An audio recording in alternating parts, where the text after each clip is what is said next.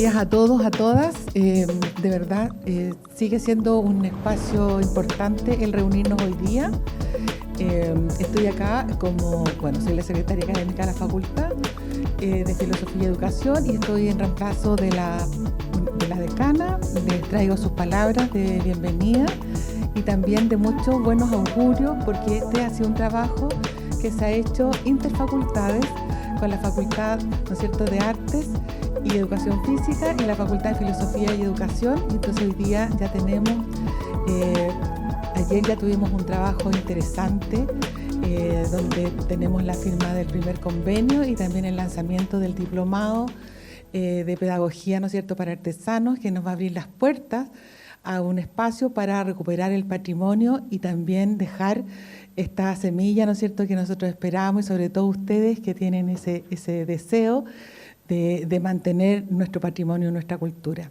Así que deseo que esta jornada sea hermosa, como también lo fue ayer, y que mañana tengamos un lleno total de todos nuestros estudiantes, con mucho cariño, para disfrutar también de nuestra cultura y de nuestro patrimonio. Así que les deseo que tengan una jornada muy estupenda y además que en la tarde se sientan felices ustedes compartiendo su experiencia y también las y los estudiantes puedan sentirse felices al saber que van a llevarse una parte de ustedes, ¿no es cierto?, tesoros humanos, y agradecemos el que existan. Así que muchas gracias y muy buenos días. Gracias, Marcela. Bienvenidos y bienvenidas para esta conversación que pretendemos tener desde el Departamento de Artes Visuales con todos y todas ustedes en relación a algo tan importante como es la artesanía. En este caso es artesanía y educación, o pedagogía y artesanía. En eso tal vez hemos tenido acá una experiencia educativa desde el Departamento de Artes Visuales. Mi nombre es Víctor Hugo López, no me he presentado. Soy actualmente el director del departamento y creo que esta instancia es extremadamente importante para lo que el departamento quiere proyectar hacia el futuro.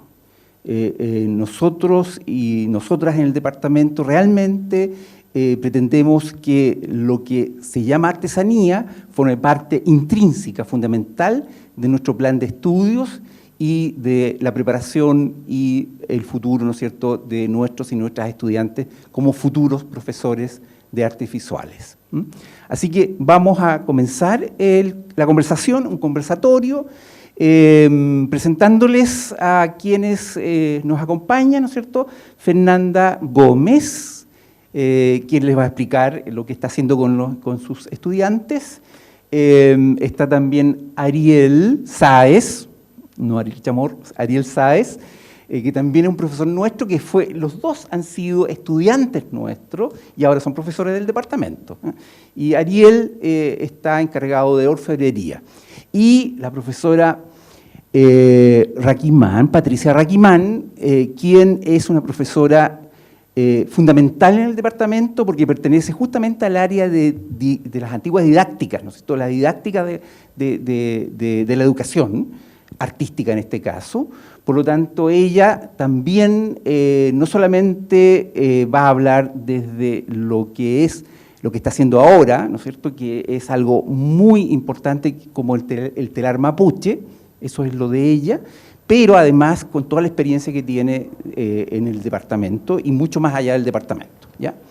Así que se los presento y comenzaríamos entonces hablando con una presentación de los talleres, qué se hace realmente en vinculación con nuestro plan de estudio.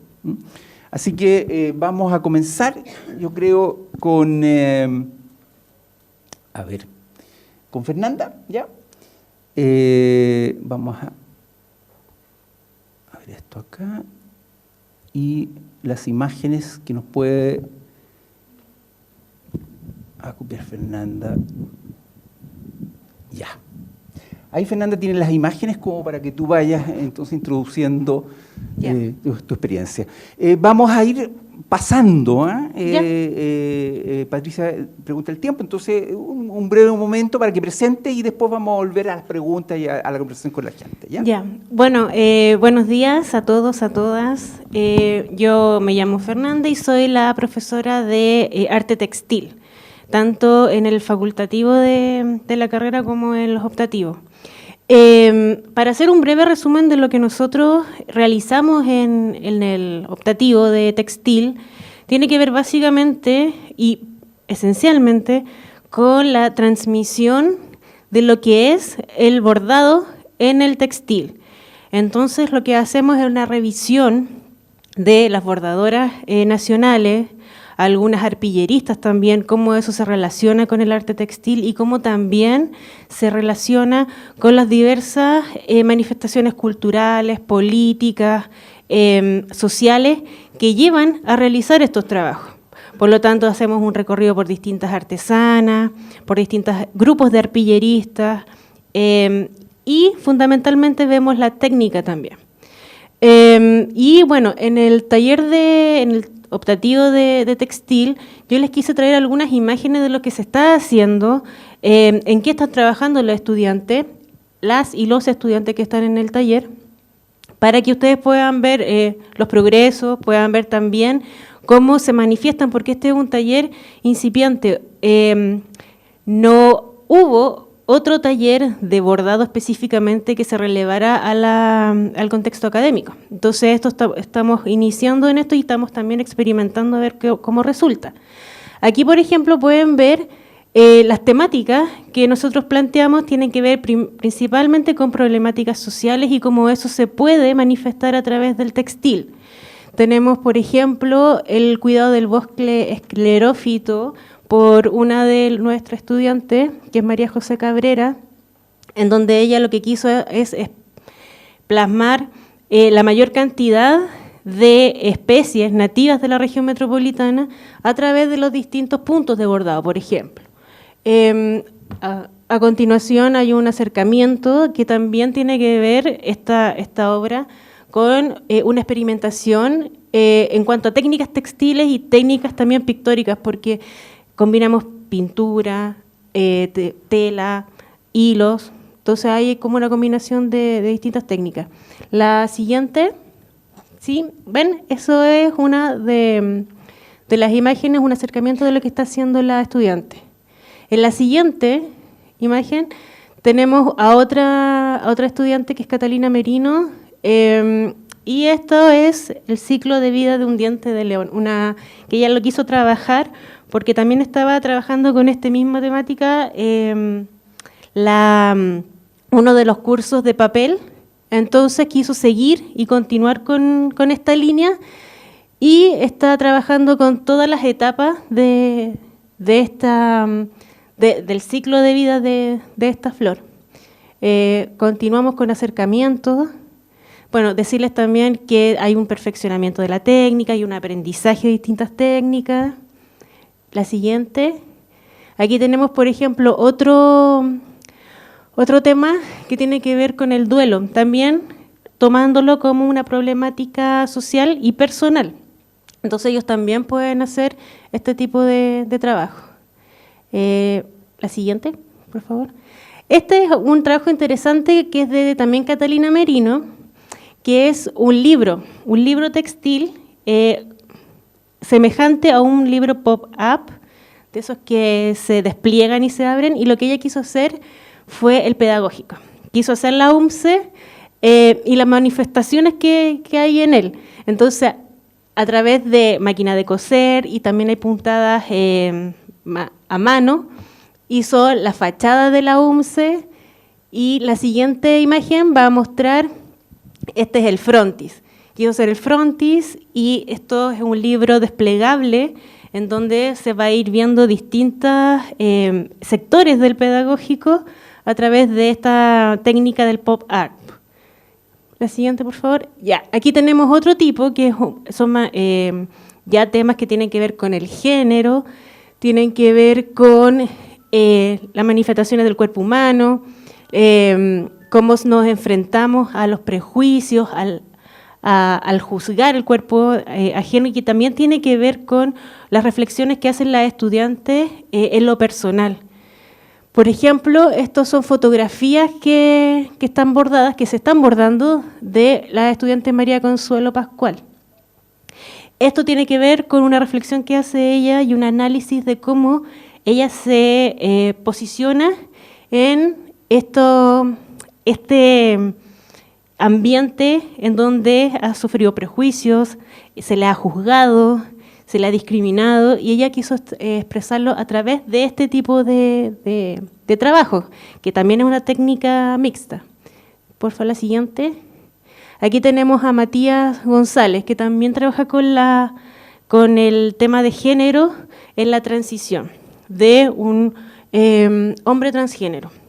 Entonces también podemos ver que este tipo de disciplina, este tipo de técnicas se pueden utilizar también muy fácilmente como una lectura para asemejarse a una pintura o a una escultura o al dibujo, a la gráfica, etcétera, para poder manifestar este tipo de temas. La siguiente. Bueno, y aquí tenemos el último que quise mostrar, que es del estudiante Nicole Cortés, que ella lo que hizo fue todo el mapa de Santiago de la erradicación de las poblaciones, de los pobladores, de los campamentos entre fines de los 70 y mediados de los 80. Entonces aquí a la izquierda se puede ver el mapa que se hizo con los lugares de origen y de destino, de cómo se erradicaban los campamentos desde el centro de Santiago hacia la periferia. Y ella lo que quiso hacer es una réplica de esto, una réplica en este mapa, con también los puntos de origen, de destino, y cómo se relacionan, porque cada uno de estas zonas va a tener casas hechas con otro tipo de materialidad, con papel, con cartón. Entonces tenemos ahí también una mezcla de técnicas para poder representar de la mejor forma posible este tipo de problemática. Y la última es la parte de atrás, que también ella lo va a hacer dual, este trabajo. Entonces quise mostrar aquí también cómo se van trazando estos recorridos. Entonces, en esta pequeña presentación quise mostrarles un poco todas las posibilidades técnicas y también las posibilidades comunicativas que tiene la labor textil del bordado específicamente, ¿ya? Bueno, como descripción es eso. Muchas gracias. Gracias, Fernanda. Vamos a pasar entonces a ver lo del curso de Ariel. Ya. Bueno, buenos días. Me llamo Ariel Sáez, mucho gusto. Soy profesor de orfebrería. Como dijo el director, ya yo nací y criado acá en realidad. Hablar un poco, quizás yo no salí de acá de orfebre, pero sí la profesora Elena Stay, que trabajó por muchos años acá, fue mi maestra en educación media. Igual quería un poquito homenaje a ella, que fue una gran maestra en mi formación. Siguiente, por favor. Bueno, en realidad el curso de orfebrería son 3 secciones, es un optativo, donde al principio se iba a intentar hacer 3 programas paralelos, sin embargo, por cosas de tiempo y entendiendo que también es un curso súper acotado, se desarrolló una línea de trabajo en realidad para las 3 secciones. En ese sentido, los ejes del curso como tal son la experimentación tanto en los metales como en conceptos. Lo que vamos a ver aquí en adelante son distintos trabajos que pareciese que no tienen mucho que ver unos con otros, pero en realidad eso tiene que ver con las necesidades y los idearios que tienen los estudiantes. Siguiente, por favor. Por ejemplo, los primeros trabajos que realizamos en realidad fueron experimentaciones en cobre, alpaca y bronce, que son los materiales base con los que podemos trabajar, entendiendo también que hay un contexto en el que nos desenvolvemos. Entonces, idealmente hay trabajos que algunos estudiantes realizaron en plata, pero por temas de recursos también y de contexto no los podemos exigir. En ese sentido, también el curso gira en torno a la construcción tanto de objetos como joyas, como objetos también. En ese sentido, el nivel de exigencia a los chicos y chicas que se pide es que el foco es lo técnico y los idearios que ellos que están trabajando tienen que ver con sus necesidades personales y lo que también estén en ese momento pensando, sintiendo. ¿No? La siguiente. Si quieres voy pasando y cuando tú me dices, ¿nos detenemos en alguna o no? Porque son tantas. ¿Ya? ¿Sí? Bueno, es que va a ser un poco más acotado. Tú me dices. Tenemos distintos trabajos en cobre, por ejemplo. Están los nombres de los estudiantes y las estudiantes. La siguiente, por favor. Desde emprendedores, como fueron estos 3 que vimos. Vemos trabajo en bronce, en cobre y alpaca también. La siguiente, por favor. Desde temas como calados interiores, exteriores y también representación un poco más como, no sé si anecdótica es la palabra, pero así como quizás sin tanto trasfondo se ve, pero que tiene que ver con lo que están trabajando los chicos y chicas. La siguiente, por favor. También un emprendedor. Sí, Víctor, pásala nomás. Yo te pido si te detenga. En ese sentido, por ejemplo, aquí vemos idearios también con un poco más, bueno, esto es una representación que creó un estudiante, obviamente, pero sí hay material con respecto a lo que se ve en términos... Perdón, estoy un poco nervioso, que es mi primera vez hablando acá, entonces les pido un poco de comprensión. Con respecto a los pueblos originarios, porque igual una cosa que se ve en el taller, bien acotado, si bien es así, es el contexto histórico donde se desenvuelve la orfebrería, sea contemporáneo o sea en la antigüedad, por ejemplo, con respecto a las distintas técnicas. ¿Ya? No tenemos tiempo, por ejemplo, para trabajar el dorado o en términos del trabajo que realizaron las culturas... es que no quiero decir precolombinos. Los pueblos originarios. Siguiente, por favor. Por ejemplo, acá María Delgado realizó un trabajo que no es que hayan tomado ideas de ciertas culturas o eso, pero sin embargo, dentro del curso y dentro del foco que se le da está revisar y ver mucho contenido visual en torno a orfebrería, porque también entender que lo que ellos hacen y ellas hacen tiene un contexto histórico, o sea, dónde se desarrolló esto, la iconografía que desarrollaron, tanto si son plantas, animales, personas, etcétera, tiene que ver con el contexto. O sea, en ese sentido, la orfebrería es un poco un espejo de lo que pasa en la sociedad donde se está desenvolviendo. La siguiente, por favor. Y también tenemos idearios ya más, no sé si fantasía es la palabra, pero sí con respecto a que se sale totalmente de este como contexto histórico donde se está enseñando el trabajo. La siguiente, por favor. Y aquí pasamos un poco a experimentación con esmalte. No hay tanto registro de esto porque todavía estamos en el desarrollo del curso. Pero aquí también vemos, por ejemplo, trabajos, gracias Víctor, trabajos de color. Este esmalte se hace a fuego y al horno. Por supuesto que también tiene un contexto donde se desenvuelve. El esmalte se desarrolló en realidad en la Edad Media y antes los celtas, ¿no? Pero eso no es harina de otro costal. Siguiente, por favor. La otra. Siguiente, por ejemplo, acá tenemos otro estudiante que también que realizó estos pequeños trabajos. La siguiente, Víctor, por favor. Y con aplicación ya directamente en esmaltado. Los estudiantes ven tanto el horno como el esmalte al fuego directo se puede realizar parte de sus trabajos. Siguiente, por favor. Pásalo nomás, profe, que son varias en realidad.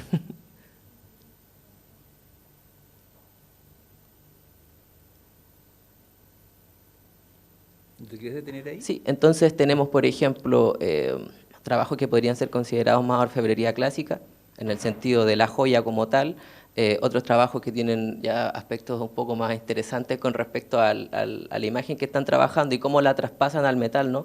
Porque también hay que entender que es un trabajo lento, un trabajo que requiere tiempo y dedicación. En ese sentido, Paquito de los cabra que cabra acá, pero el recibimiento que ha tenido el taller ha sido muy grato, la verdad. Tenemos 30 estudiantes, no es un número menor, no es un número menor para un taller, ¿no? Y la verdad es que ha sido bastante interesante cómo se ha ido desenvolviendo. Hay temas de recursos y temas que hay que hablar siempre en la universidad. Sin embargo, el taller también lo hacen los estudiantes y ellos y ellas han demostrado que la verdad les interesa. Entonces, en términos formativos también es súper rico porque considero que es poca las opciones que uno tiene en realidad como para acceder a trabajar en orfebrería, ya sea por las máquinas, ya sea por la docencia, ya sea por la misma forma que tienen los orfebres y joyeros de traspasar el conocimiento. Es un tema que es bastante, no sé si es triste, pero sí hay mucho secretismo entre medio.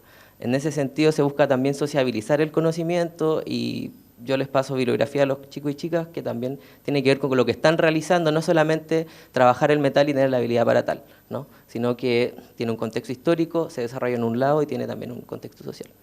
Eso.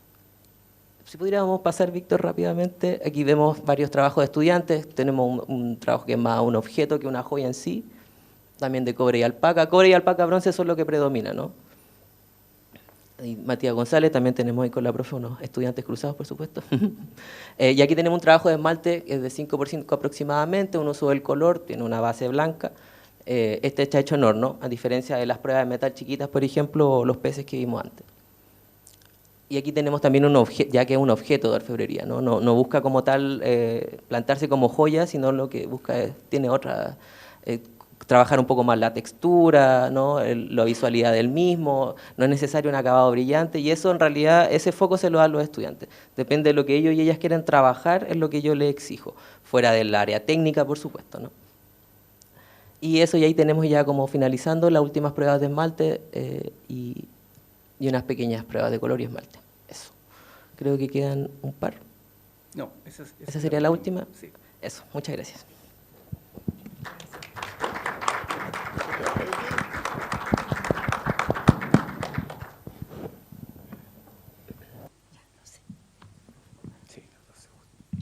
Bueno, muy buenas tardes ya, pasamos a las 12.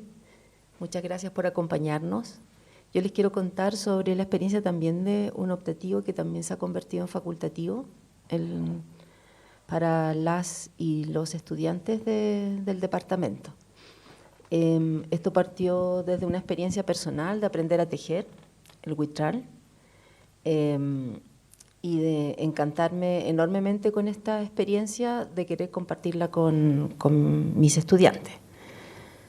Algo importante que tiene este curso, que no se aborda solo desde la técnica, sino también desde el sentido. Para eso se parte del principio que el textil en la cultura mapuche, parece que me desconecto. Ahí sí. El textil para la cultura mapuche es también una manera de comunicarse y es un escrito en sí mismo. Entonces todo el tema simbólico, de construcción de identidad, de transmisión cultural, de también territorial, porque cada territorio tiene sus propios símbolos, es muy importante ir reconociéndolo. Entonces hemos querido poco a poco pasar desde una adquisición de una habilidad a una valoración de una cultura. Entonces, en ese sentido, se ha ido buscando, en la medida de que se ha desarrollando este taller, que las y los estudiantes puedan ir entendiendo que no es solo aprender una técnica, sino que es también conocer sí, lo vamos a arreglar al tiro. Sino que también se está conociendo una cultura. Entonces, para eso hay una propuesta didáctica en este taller, que viene desde la didáctica crítica. Esta propuesta tiene que ver con que el conocimiento tiene que ser una reconstrucción. Y para sobrepasar el folclorismo o la técnica, uno concibe que la acción debe ser reconstruirse uno mismo en ese hacer. Para ello van conversaciones desde cómo en la cultura mapuche se adquiere el tejido. Yo les digo, o sea, este es un semestre, y las mujeres y hombres, algunos hombres tejen también, mapuches llevan años para poder llegar a un oficio en ese sentido. Entonces, lo que alcanzamos a aprender no es poco, pero tampoco es todo. Entonces, es una parte. Y algo muy impresionante es que en esa comunicación y diálogo que hacemos en el taller vamos compartiendo la experiencia de tejer.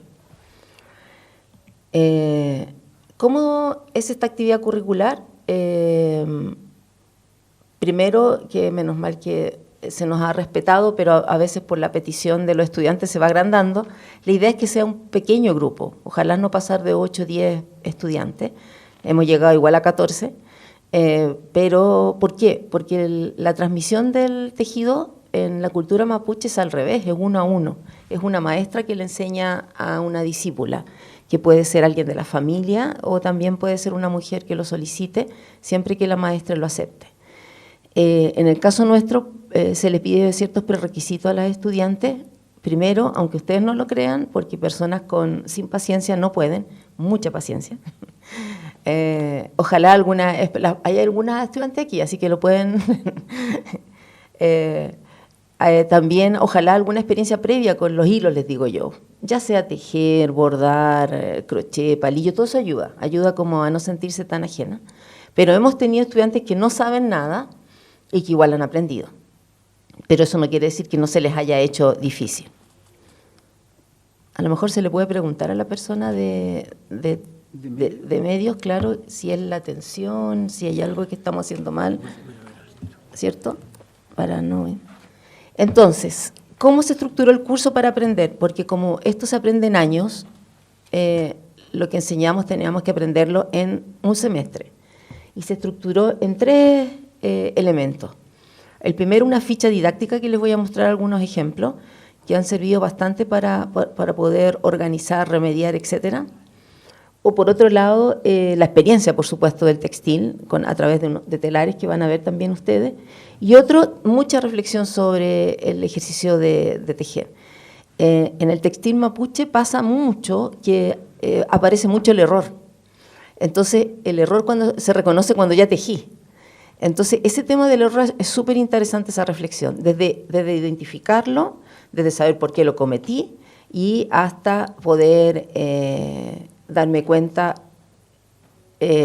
cómo lo puedo corregir, o si queda en evidencia, también reconocer la humanidad, ¿cierto?, que tiene el tejido, que es una persona, no una máquina que lo está haciendo.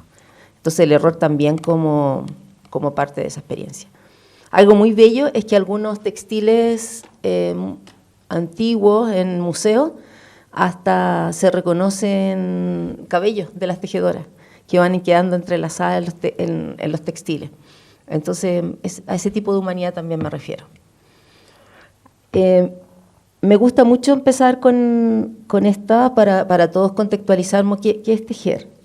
Y les cuento esta historia a las alumnas, que hace mucho tiempo atrás, un poblado de las Quenches, se creía que las arañas que vivían en el bosque envolvían suavemente las manos de las pequeñas niñas, para así transmitir el arte del tejido. Hay varias costumbres en la cultura mapuche de hacer algunas pulseritas cuando eres bebé y ponérsela a la niña. Hay otras que hacer caminar arañas en las manitos, porque la araña es el símbolo de la gran maestra hiladora y tejedora que entrega ese conocimiento. Y aquí hay un ejemplo de las fichas. Hay fichas que se van poniendo para ir recordando los nombres de las partes del telar como artefacto, como ustedes pueden ver ahí. Y después van habiendo fichas en que se van entregando las diferentes oficios que se van aprendiendo, técnicas, elementos para ir recordando. No son fichas a modo de tutorial, ni son fichas a modo de manual, que eso existe mucho. Son fichas recordatorias de la experiencia que ellas y ellos han tenido en el taller. Porque esto les permite ir consolidando los aprendizajes, no reemplaza la práctica. Y eso ha sido súper interesante, porque estos manuales eternos, no sé si alguno de ustedes ha intentado aprender alguna técnica a través de un manual, tiene que tener una propuesta muy clara didáctica, para que llegasen a resultar, pero está comprobado que la experiencia de una persona, de un mediador, de un profesor, de un maestro, de un tallerista, es irreemplazable en el oficio mismo del aprendizaje. Y aquí ustedes ya pueden ver, ellas tienen un telar pequeñito, no son telares grandes porque la idea es que lo puedan llevar en la micro, que lo puedan trabajar en distintos lugares, y además por el tiempo que disponemos los ejercicios tampoco pueden ser muy grandes. Yo me demoré hasta cerca de un año hacerla. Entonces, la idea es que ellas se demoren una semana o 2 en cada uno de los ejercicios que realizan, que les traje algunos de ejemplos para que vean. ¿Se fijan? Con tiritas, le decimos, con fajas, con pequeñas muestras para que ellos vayan desarrollando los diferentes aprendizajes. Aquí hay otra, en cuanto se va complejizando, el tejido rayado, el peinecillo, como ustedes pueden ver ahí. Y algo muy interesante que también se van, a través de este esquema que ustedes ven acá, también se van adquiriendo conocimientos que se han hecho a través de la investigación sobre el textil. Este es un textil de faz de urdiembre, porque es lo que vemos, que es diferente a los textiles, al típico que a lo mejor ustedes conocen como el telar María o el telar de clavito, en donde uno ve tanto la urdiembre como la trama. En este caso solo se ve la urdiembre. Luego de ejercitar, de aprender, de conocer, de pasar harta rabia,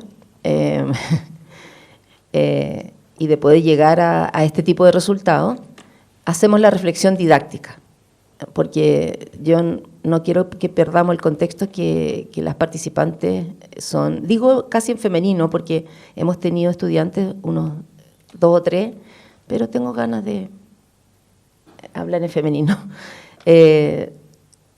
Han estado reflexionando y les pido que hagamos un pequeño ejercicio de una propuesta didáctica. Entonces, de todo lo aprendido, ¿cómo lo podemos llevar a la escuela? Y han salido cosas maravillosas, desde la simpleza hasta la sofisticación, ¿eh? Han hecho cosas bien interesantes. Y aquí hay algunos ejemplos. Este, por ejemplo, es de reconstruir un telar, un pequeño telar mapuche a través de palitos, de cartones, de elementos, para comenzar a enseñar la técnica. Este es otro con solo cartón. Acá se hizo una reflexión en cuanto a las trenzas, que son las terminaciones que ustedes pueden ver al borde de este tejido, esas que están ahí. Las trenzas de terminación que tienen los tejidos, y en donde también hay un trabajo con el color. Y acá, por ejemplo, otra alumna hizo un trabajo de un memorice en relación a la simbología. Y la idea de este memorice es que solo puedes juntar, aunque encuentres la pareja, ustedes yo creo que han jugado memorice, pero solo puedes llevarte la pareja si sabes lo que significa. Entonces, para eso se hace un ejercicio de conocimiento de qué significa toda esta simbología textil. Aquí hay una más grandecita para que la veamos, como el lucutú, el mañumín, ñeñé. Y si ustedes saben, ahí se llevan la parejita. Y otros estudiantes han llegado a experiencias bien interesantes, que es como, profe, yo creo que aquí también hay que utilizar el cuerpo, y a un estudiante se le ocurrió hacer un gran telar con sus compañeras para utilizar el cuerpo como artefacto también. Y aquí lo podemos ver algunos en movimiento.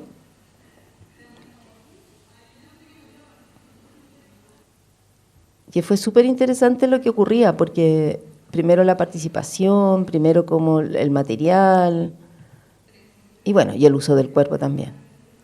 También como una posibilidad didáctica de ir acercando a estas técnicas. Ahí está. Y luego viene la última, que ya ellas empiezan a hacer el laboreo, que se les dice, que es diseñar, se llama hilo flotante, peinecillo hilo flotante, en donde empiezan a hacer algunas simbologías, ya sea inspiradas en la cultura mapuche y algunas propias, como pueden ver ustedes acá. Es muy interesante lo que ocurre, porque, como se observa, esto es algo muy matemático, muy matemático. Entonces, tiene una complejidad interesante. Yo creo que es de allá, Víctor Hugo. Sí, ¿te fijas? Yo creo que es de este cable. Sí, ahí está. Y acá hay alguna bibliografía, si alguno lee. Espérenme. Ya viene. Yo creo que mientras menos se mueve... Ay, mira, ahí está. Hay alguna bibliografía que revisábamos que existe, tanto desde la técnica en sí misma, pero también desde el sentido del tejido, como en relación a la simbología, como en relación a las diferentes investigaciones. Esta es una investigación muy linda que hizo la Soledad Ose en torno a técnicas textiles andinas. Este también es un texto bien interesante. En general, lo que se encuentra en Chile es esto, este sobre todo. Y los otros son más... Sí, este está digital, por si a alguno le interesa, este también es antiguo de la otra versión, y este está en el Museo de Arte Precolombino, que hay mucho material también por si alguno quiere profundizar sobre el tema. Y los argentinos han escrito harto, bien interesante en torno a la bibliografía. El cierre siempre se hace con una exposición de los resultados obtenidos, a veces lo hemos hecho en los patios, compartiendo con la comunidad que llega y también haciendo talleres abiertos. Y estos son algunos de los detalles de los resultados. Como ustedes ven, adquieren un oficio increíble. Yo realmente creo que las participantes hacen trabajo muy, muy detallado, con un gran oficio. Y también hemos hecho muestras acá en el departamento, en donde nos han visitado los propios compañeros.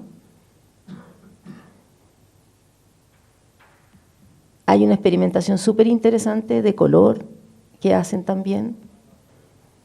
Y tuvimos la suerte de tener unas visitas, un año, de un cultor tradicional mapuche, en donde nos explicó sobre la simbología, en donde nos acercó al textil, donde él también compartió la experiencia de su madre y abuela tejedora, y nos sorprendió mucho en torno a que el oficio del tejido tiene que tener sentido y no solo hacer. Y luego esta tejedora, que está ahí con sus tejidos y que de una manera muy humilde, si ustedes la ven aquí, se dio cuenta que estábamos haciendo una técnica que ella no conocía muy bien y se puso a practicarla, que era la de hilo flotante.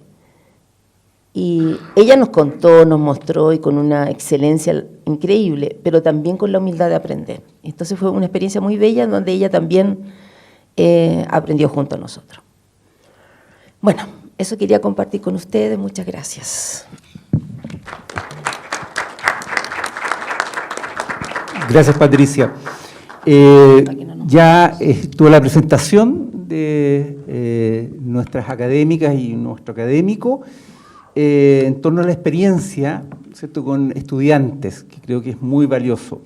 Yo no puedo dejar de citar este libro, justamente se llama El Artesano, y el autor es uno de los grandes autores del pensamiento a nivel universal, que es Richard Sennett, ¿ya?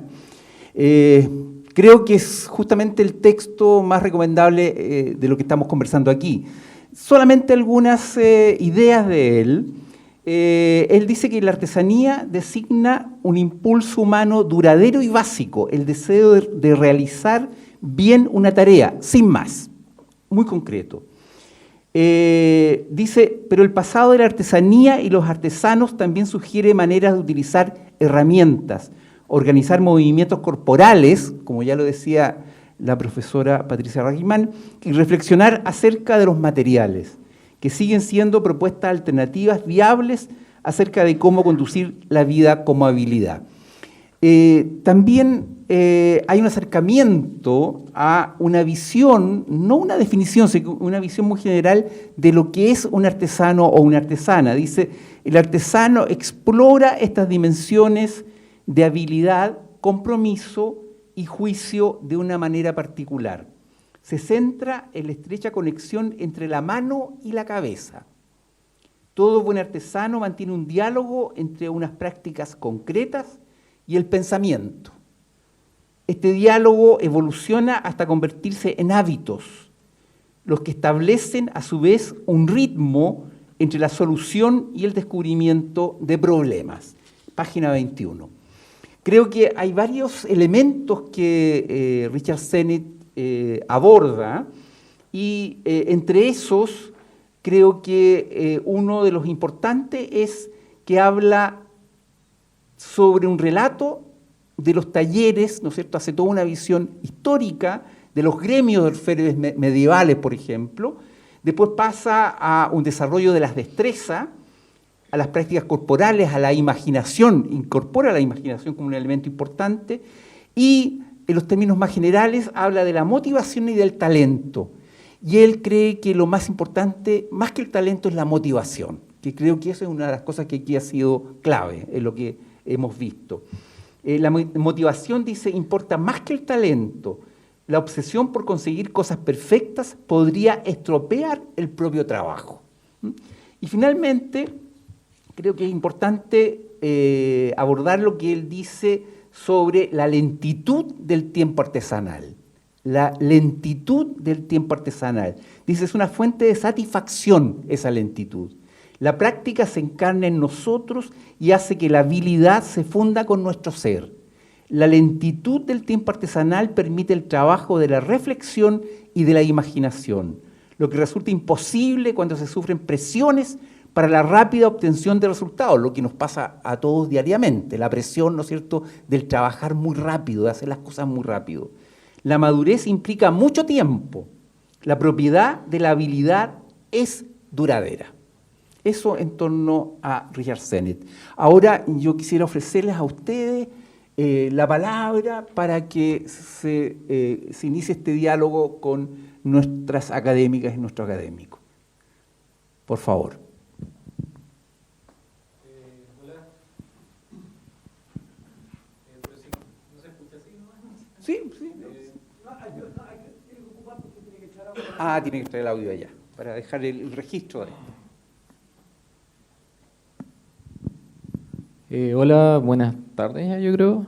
Sí, buenas tardes. Bueno, yo soy Ariel Chamorro, soy parte del equipo de la Unión Nacional de Artesanos, con los que hemos estado trabajando con la universidad. Bueno, ayer estuvimos montando la exposición, o sea, terminando el montaje de la exposición, a la que fueron invitados, en la cual hay varias técnicas, ciertos oficios los que ustedes pueden revisar.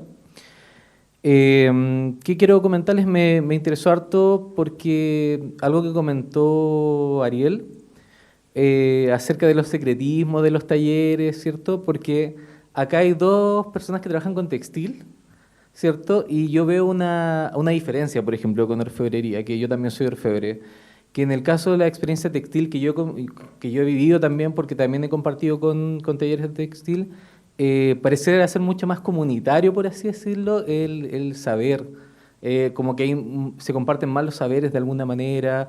Un oficio también que te permite de cierta forma, sobre todo el bordado, creo, como conversar. De hecho, me interesa mucho también el tema de cómo el bordado la arpillera también ha funcionado como un espacio comunitario para temas como, por ejemplo, la memoria, la violación a los derechos humanos, etcétera. Y hay varios grupos de arpilleras que trabajan esa temática. El mismo tema de los libros textiles, que no es el único caso que yo he visto. Está Dani Negri, que hace libros textiles, hace talleres de libros textiles, equipos de harto colectivo textil que existe además, que no pasa mucho, por ejemplo, en orfebrería eso. Hace poco hicieron un libro sobre pigmentos del Valle Aconcagua, un grupo de personas, muy interesante.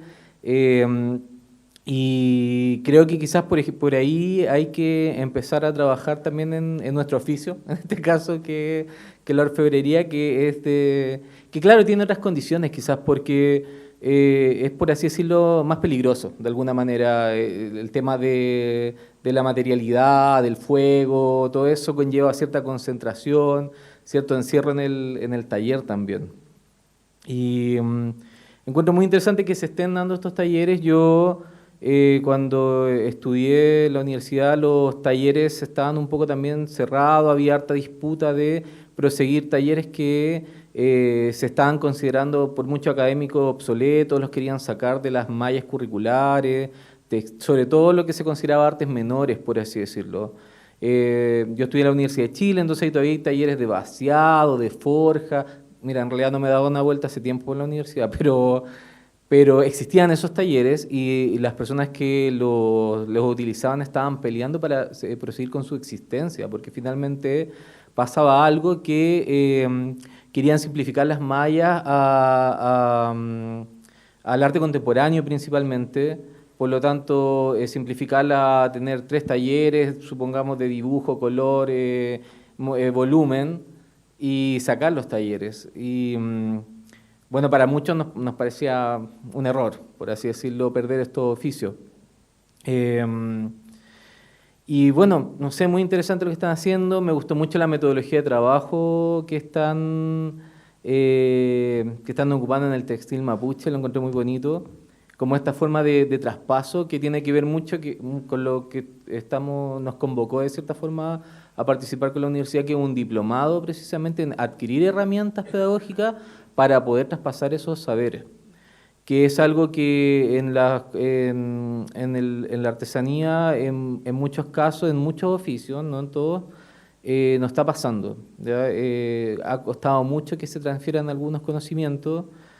Bueno, aquí quizá tengo compañeras que ejercen un oficio mucho más tradicional y rural que el mío, que finalmente en orfebrería hay escuelas de orfebrería, tú puedes ir a estudiar a muchos lugares, pero ¿qué pasa con el CRIN? ¿Qué pasa con la alfarera de Quinchamalí?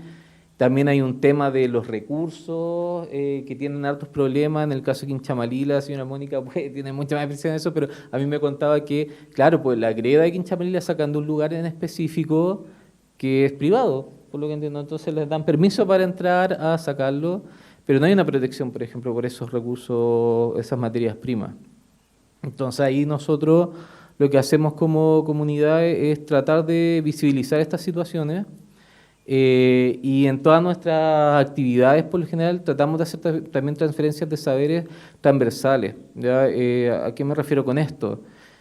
Hace poco estuvimos bueno, yo por lo menos estuve en un encuentro en la zona norte con artesanos en una feria específicamente, pero nuestro modelo de feria siempre está pensado en hacer demostraciones de oficio en la feria hacia los participantes para que conozcan cómo se hacen las artesanías.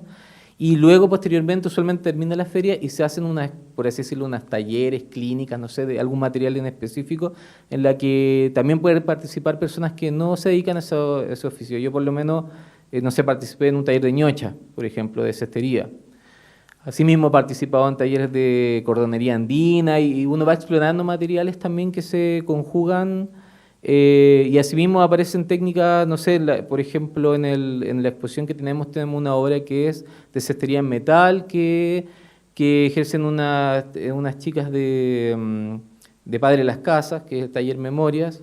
Ellas hacen un trabajo único, creo, o sea, yo no lo he visto por lo menos en otros lados, que trabajan metal, pero trabajan con técnicas de cestería al metal, inspirado en la cultura mapuche principalmente. Y eso me parece muy interesante que se estén dando estos talleres acá. Yo pensé que casi no se estaban haciendo en la universidad y me agradezco que los sigan haciendo. Porque sobre todo creo que la artesanía en general tiene una conexión bien importante con los saberes prehispánicos.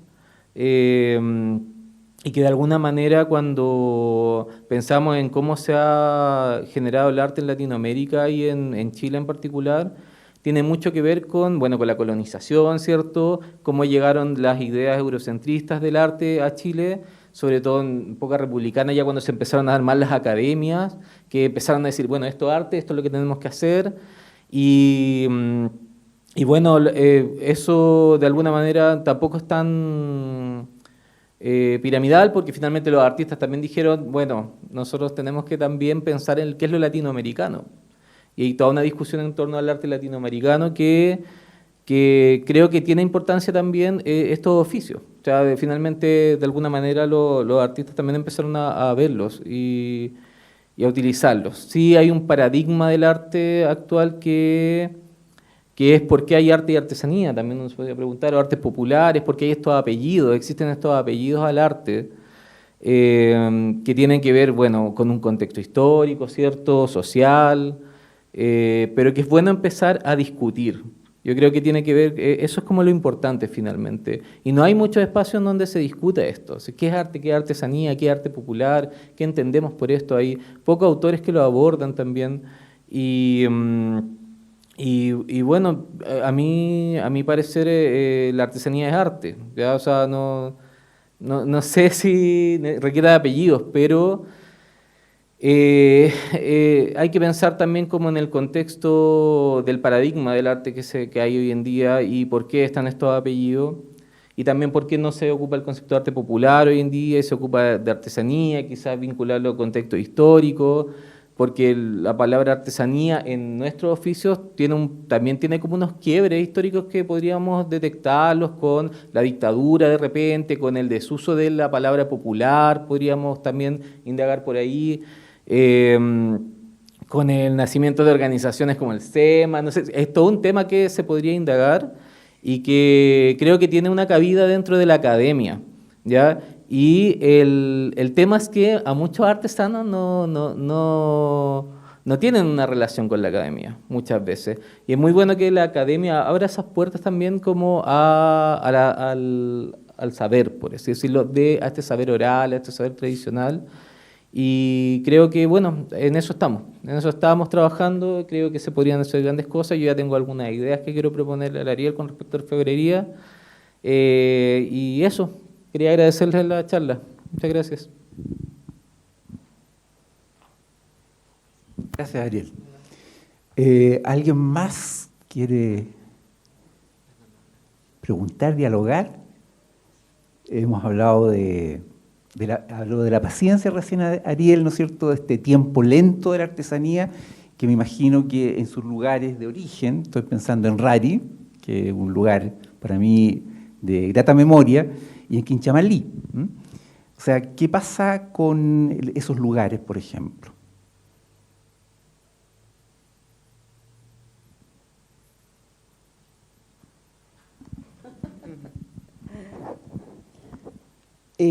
Bueno, yo puedo hablar directamente de lo que concierne al oficio que impartimos en Quinchamalí como localidad, cierto, ancestral, como se ha ido transmitiendo nuestro oficio, cierto, de generación en generación. Nada podemos nosotros entender como alfareras, cierto, de lo académico. Nosotros nacimos, cierto, en una instancia en que vimos a nuestros padres trabajar y es lo que se fue haciendo de común, como vida de pueblo, de campo, ¿cierto? Toda la transmisión fue así heredada. Pero ahora nos vemos en la situación de que no hay a quien transmitirle el conocimiento. Y para hacerlo en los colegios no es como cuando uno lo aprende en la casa, que ve a sus padres, ¿cierto?, cómo toma la greda, cómo hace la masa, cómo va haciendo los cacharritos, sino que uno tiene que tener una temática distinta para poder abordar ese tema en los colegios, porque el traspasar los conocimientos que uno tiene requiere de más explicación, porque los alumnos te van preguntando cómo se hace esto, cómo a lo otro, y para qué sirve esto y todo eso, y es algo que las alfareras en general en mi localidad no lo manejan, o sea, uno se dedica solamente a trabajar y a crear, no a hablar, ¿cierto?, directamente con el alumno, irle como una materia del colegio, como un ramo cualquiera, ya sea artes plásticas, gimnasia, no sé, en que el profesor va dando instrucción y después va haciendo la entrega de los conocimientos en la parte ya manual, o sea, cuando ya va ejerciendo el trabajo. Y con respecto con lo que decía Ariel del tema de proteger las materias primas, en nuestra localidad fue algo tan fundamental que desde el año 2018 en adelante estuvo ya la inquietud dentro de las alfareras, porque era algo que ya era inmanejable en la localidad y se hizo ver el tema junto con las autoridades correspondientes, que era el Ministerio de la Cultura, ¿cierto?, en donde se vio que era necesario poder ver qué es lo que se hacía con el tema. Y en base a eso, gracias a Dios, nos juntamos todas las alfareras y nos pusimos de acuerdo para poder llevar esto más allá, ¿cierto?, de nuestra localidad. Se llevó ya la parte nacional e internacional, en donde nosotros estamos esperando ahora los resultados a través de la UNESCO, que nosotros estamos postulando una salvaguarda, ¿cierto?, internacional con la UNESCO. Y estamos esperando el veredicto ahora el 29, el 30 ya de noviembre, en donde ya pueda salir la declaratoria de salvaguarda y sería ya algo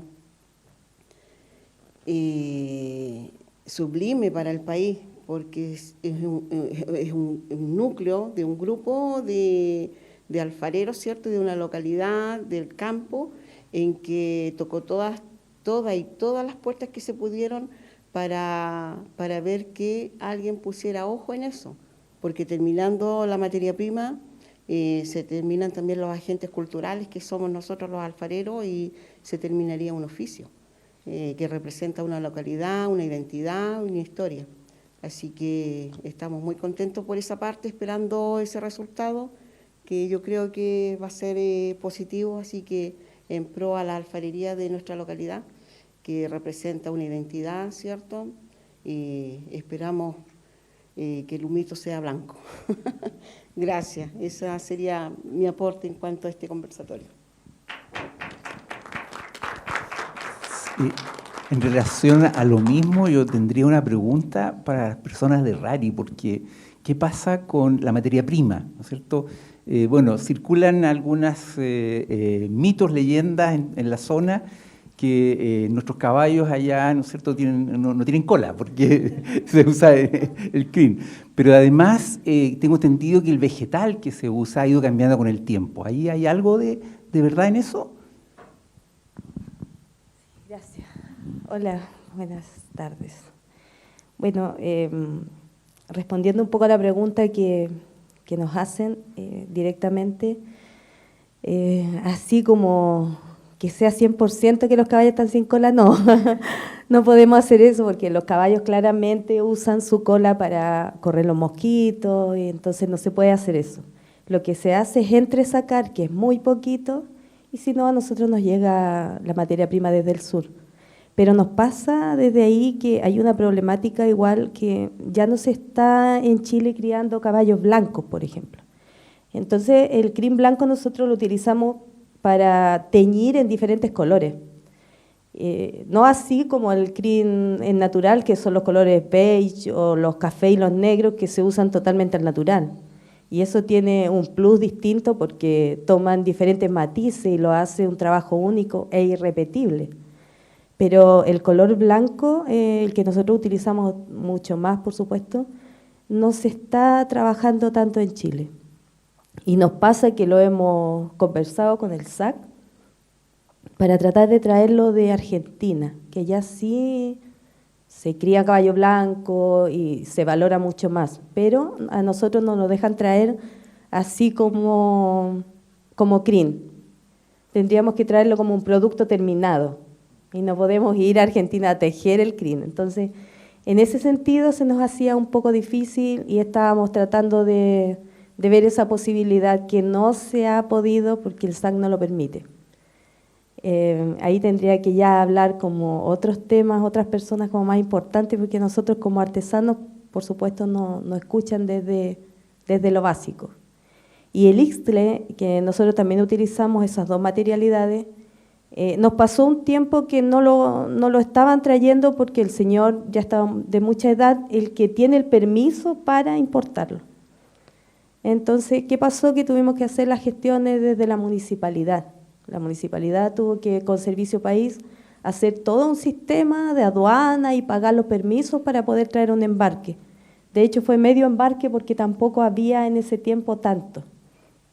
Y no se permitía por ser que nosotros éramos, en este caso, personas naturales. Y claro, ahora, como decía la señora Mónica también, RARI también está haciendo la salvaguarda.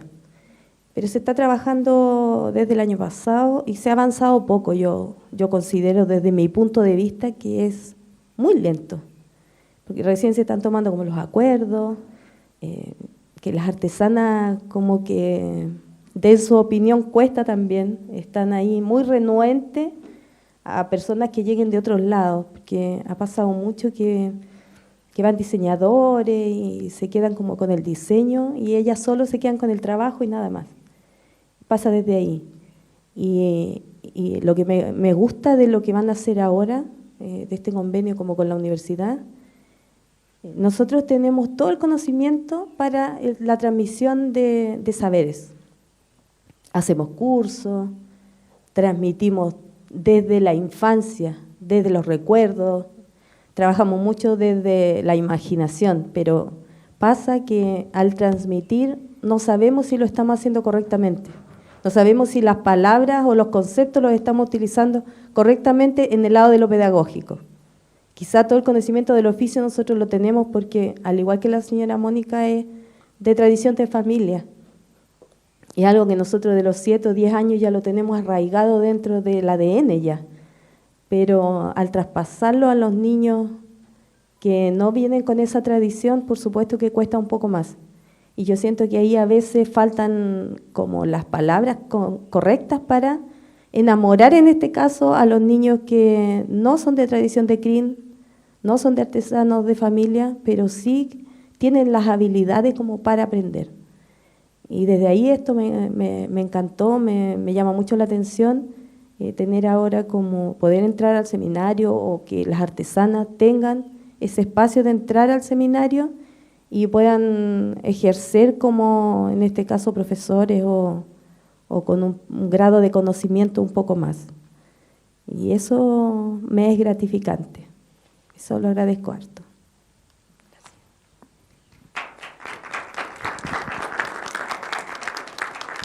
Muchas gracias. ¿Hay alguna otra palabra? Sí. Muchas gracias. Sí, quisiera hacer la consulta de cómo vislumbran la articulación, ¿cierto?, de pedagogía y oficio, porque en esto, como la cultora recién acaba de mencionar, ¿cierto?, es un tema de oficio y vida, con unos plazos, digamos, tan distintos como decía la profesora Patricia Raquimán, ¿cierto?, que acá implica muchas veces un trabajo, como los académicos mencionaban, de un semestre, algo muy acotado y breve, ¿cierto?, en comparación al plazo que requiere, ¿cierto?, el cultivo, digamos, de la tradición, que es una generación completa, digamos, se toma, ¿no? Entonces, es que interesante escuchar, digamos, como posibilidades de imbricación de pedagogía y el oficio, ¿cierto? Quisiera saber si alguien, digamos, vislumbra esa aproximación, porque ya hemos recorrido otros caminos, ¿cierto? Sabemos que, no sé, el programa de artesanía tradicional de la Católica lleva como 50 años. Y en eso, bueno, también hay que reconocer el camino, no sé, Lorenzo Ver y Sara Costa, digamos, ¿cierto?, que estuvieron ahí haciendo el catastro y reconociendo, digamos, a los cultores, pero ahora esto es un segundo paso, esto es la transmisión. ¿Cómo abordamos esa transmisión que no va a tener necesariamente, como la cultora recién decía, ¿cierto?, difícilmente el acompañamiento de una generación? Esto es distinto ahora, ¿ah? Entonces, esa es mi pregunta. Gracias. No sé quién podría responder aquello. La mesa ya.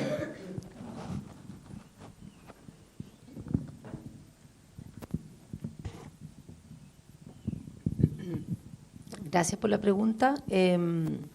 Lo más importante, que es un problema, el que nos señalas tú, es lo que tienen todos los profes de arte en todo momento, ¿eh?, que es la selección de qué enseño, ¿te fijas? Y cuánto enseño. Entonces, muy importante que haya una relación directa con el público objetivo, porque no es lo mismo enseñar a niños, a jóvenes, a adultos. Hay una relación directa con el tiempo que se dispone, a lo mejor van a tener talleres de 1 hora, talleres de 3 horas, talleres de 15 sesiones, 10 sesiones, y ahí hay que subordinar el contenido, la tarea al tiempo disponible. Y además tampoco pensar yo creo que es un gran error cuando se pretende que tengo que enseñar todo. Es muy importante desglosar el contenido en base a esos contextos y tiempos que se dispone. A veces también el recurso. Muchas veces ni siquiera el recurso es tan libre ni tanto. Me imagino que, por ejemplo, para hacer los cántaros, en un taller no voy a disponer de 3 kilos por persona, voy a disponer de un poquito, ¿cierto?, de 200 gramos. Entonces también yo tengo que ir determinando esas decisiones en relación a los recursos que dispongo. En general, yo sugiero, además de esos componentes que son las problemáticas que tiene cualquier profe siempre, también creo que no hay que perder que no es solo la técnica lo que se enseña, sino que es una transmisión cultural. Y para eso es muy importante además contextualizar a las personas. No solo decirle cómo se aprieta, cómo se corta, cómo se pega, sino por qué se hacen esas cosas. Yo creo que en ese sentido ustedes son maestras de experiencia, de vida, y que ellos puedan sentir que no es solo aprender, sino que también es valorar. La gran diferencia, creo yo, en este caso, es que nosotros creemos o formemos ciudadanos no que sepan hacer una técnica, sino que valoren esa técnica y la incorporen como un patrimonio cultural de su propia historia también, de su propia historia de vida de un pueblo. Entonces, en ese sentido también está ese componente. ¿Qué les cuento? ¿Cómo les cuento? Haré nexos con historias, con relatos, con mitologías, invitaré a otros artesanos a que cuenten su experiencia. Entonces, creo que el ejercicio de ir reflexionando sobre el objetivo que yo pretendo en la experiencia, que puede ser muy variada, como les digo, puede ser una sesión, que yo creo que lo han hecho, como la de hoy día en la tarde, a ciclos, ¿cierto? A varias sesiones. Los objetivos son sumamente distintos y los logros también son sumamente distintos. Entonces, esa es la gran problemática, al final didáctica, ¿cierto? De las decisiones que uno tiene que tomar todo el tiempo. Bueno, yo simplemente quería hacer una pequeña reflexión acerca de la gran oportunidad que tiene la UMCE al poder conectarse, formar alianzas con los artesanos, ya que nosotros en la academia siempre estamos como en un espacio también bastante cerrado, y esto es una forma también de abrirse a la comunidad. Nosotros lo que hacemos desde nuestras distintas disciplinas es un medio de transferencia patrimonial, y en el fondo la artesanía es una forma de ser y de estar en el mundo. Lo que nosotros queremos hacer simplemente, o tenemos la obligación de ser, es una mediaciones entre el aprendizaje propiamente de esta técnica, pero también, como decía la profesora Patricia, de entender esta cosmovisión, que en el fondo lo más importante, las técnicas se van perfeccionando, pero el entender el por qué, el cómo, entender lo que viene detrás de uno, también nos conecta a la realidad en la que estamos, nos conecta también con las comunidades, nos conecta con nosotros mismos. Hay muchísimos estudiantes aquí que son mapuches y que han nacido aquí en Santiago y están conectándose también con su propia historia a través de esto. Entonces yo creo que también las estrategias didácticas, las metodologías que se puedan utilizar tienen que enfocarse en esto, y sobre todo teniendo en cuenta la importancia de trabajar en comunidad. Nosotros aquí en la UMCE, los artesanos y artesanas que vengan, los estudiantes, teniendo siempre la conciencia de que cada uno de nosotros podemos aportar en el crecimiento de estas labores, para que no se pierda, para que en el fondo la transferencia que hay de estos conocimientos perdure, y eso es lo importante. Entonces yo creo que ahí también deberíamos enfocarnos en cuanto a esta transmisión de saberes. Sí, no, quizás solo para reforzar una idea, pero las colegas dijeron todo, pero pasa una cosa, y tomándome quizás un poco de lo que hablaba antes y el colega Orfebre. Claro, efectivamente en orfebrería, que es lo que yo hago en realidad, pasa que las comunidades son súper cerradas. De hecho se dice como más cerrado con orfebre, de repente como tanto en la cabeza como en el hacer. Sin embargo, como dice la colega, si los conocimientos no se sociabilizan, si no pasamos la antorcha, y no desde una visión verticalista, sino también entendiendo lo que implica el trabajo de taller, el oficio se va a perder.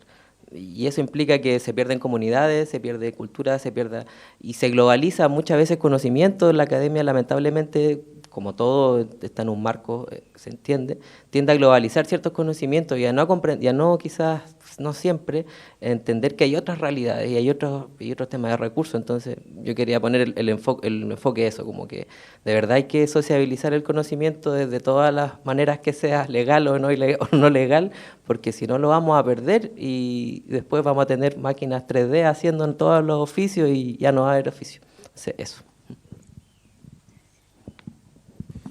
Bien, yo creo que estamos como llegando al final. Si hay alguna otra palabra, sería bienvenida, o si no, dejo también a las personas que expusieron los trabajos de estudiantes para una última acercamiento a lo que ya conversamos. ¿Sí? ¿Patricia? Sí, perfecto. Bueno, lo que les quería comentar un poco es como sobre este traspaso, de que no necesariamente el traspaso, claro, es para formar artistas, artesanos, etcétera. El traspaso, como dice la profesora, muchas veces para poner en valor el trabajo. Hay mucha gente que quiere aprender. No necesariamente para dedicarse a esto, es porque hay una necesidad también de las personas de conectarse con estos oficios en esta sociedad contemporánea. Entonces es muy importante también que se abran los espacios para eso, que no sea solo, no sé, creo que Chile no tiene escuelas públicas de artes y oficios. Quizás es como la única en Latinoamérica que no tiene, porque en Argentina hay, en Perú hay. Entonces, ahí hay algo que hay que solucionar también de alguna manera, igual que todas las actividades de extensión que pueden haber hacia la sociedad, volver a preguntarse cuál es el rol de las universidades, de la academia, de los artesanos y de los artistas de la sociedad. Creo que es fundamental también para avanzar en esa puesta en valor del arte y la cultura en general. Entonces, bueno, nosotros estamos tratando de hacerlo desde nuestra franja, con las ferias, demostraciones de oficio. Nosotros tenemos tantos planes en realidad de hacer cosas, y claro, pues en este tipo de alianzas nos encontramos con la posibilidad de quizás llevarla a cabo más adelante. Entonces eso, quería comentar eso. Gracias, Ariel. Entonces, les dejo la palabra para...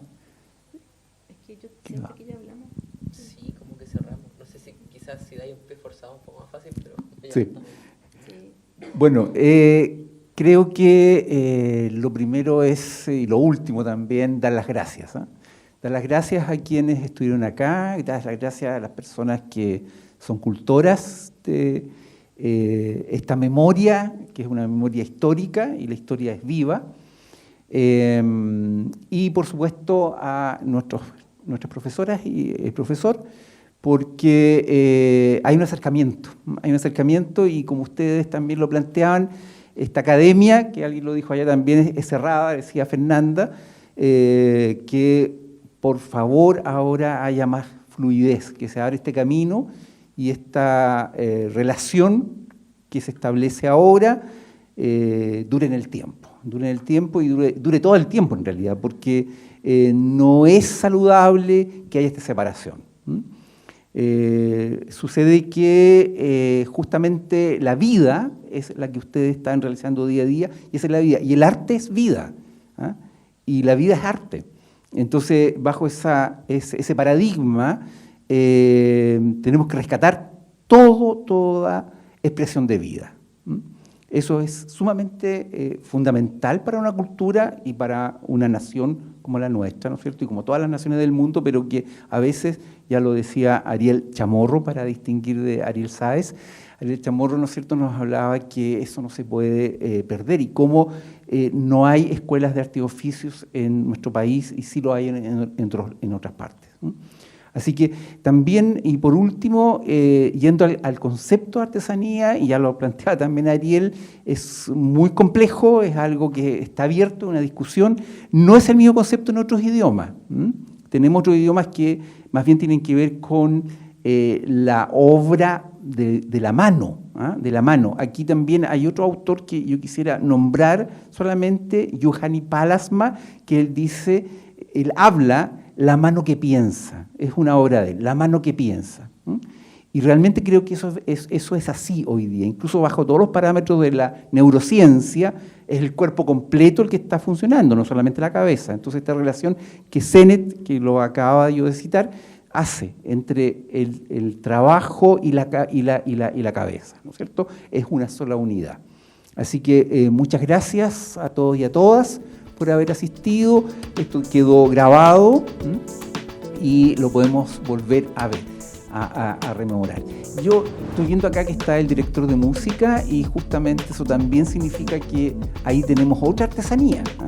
La música, el tocar música significa también artesanía, y lo dice Richard Sennett. Después podemos seguir conversando, director. Bien, muchas gracias a todos y a todas.